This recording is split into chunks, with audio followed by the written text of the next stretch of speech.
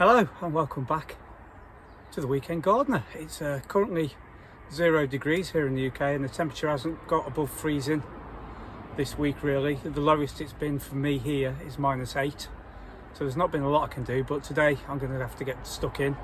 I want to get my compost piles turned and I want to get my potato bags filled with compost ready for the new growing season. I won't be putting any potatoes in just yet, it's far too early, but I need to clear the bay so that I can turn the compost into the empty bay. So I'm not going to hang around because it's too cold. I'm just going to get stuck in. These are the potato sacks I'm going to be using this year. I've had them for about 4 or 5 years. And, they do a reasonable job. They were only cheap. I bought them from Wilko's before they closed down.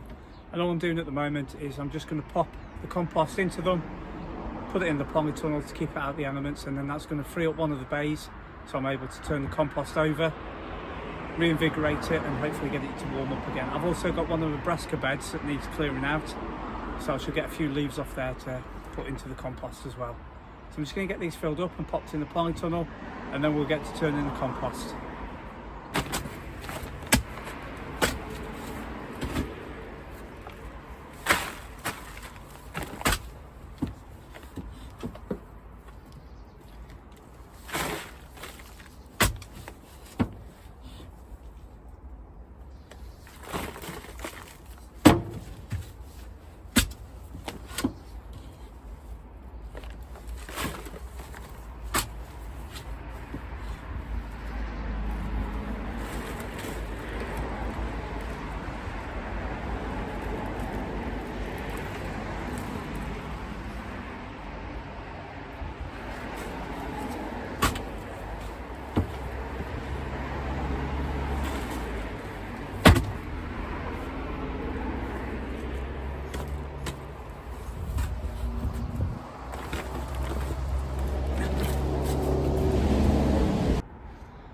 And these are my 5 potato sacks filled up. There's plenty of worms as I was putting the compost in, so they can just stay in here now for a couple of months. They shouldn't be in the way because there's not a lot going on at the moment.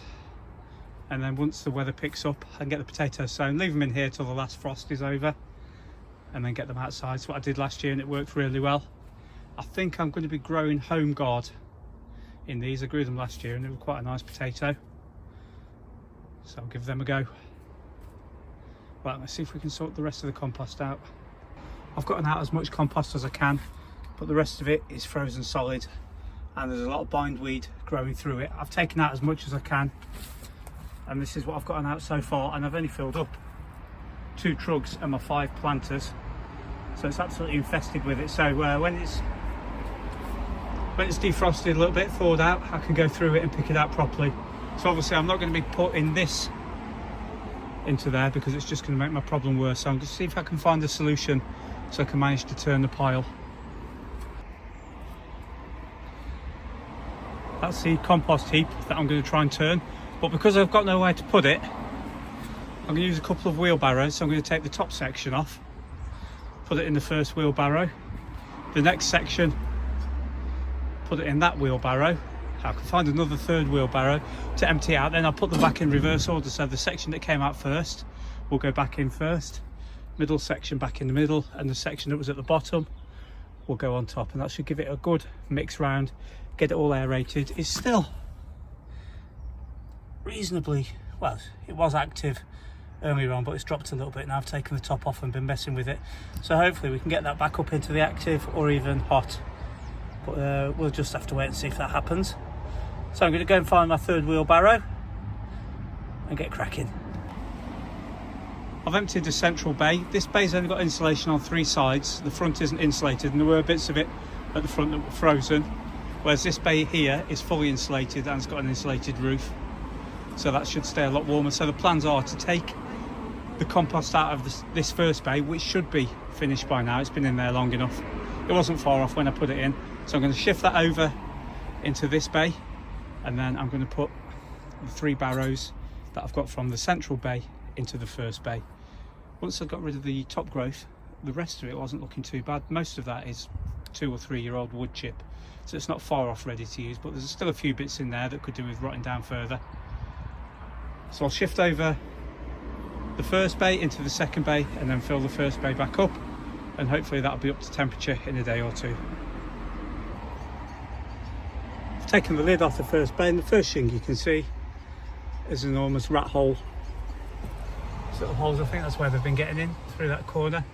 Hopefully there's none in there. If there are, they're just about to have a bad day. So I'm just going to get this shifted over now, rats or not, and I'm going to call it a day.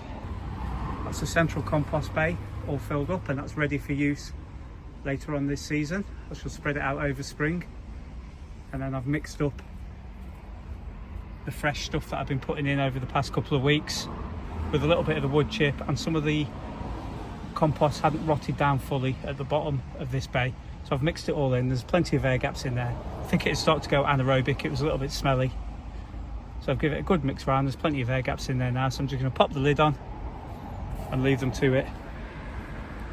And with this barrow and a bit of wood chip, I'm going to spread some in the greenhouse on the beds in there, and I'm going to put the rest onto one of the beds on the second plot, and I'm going to call it a day because my feet are absolutely freezing.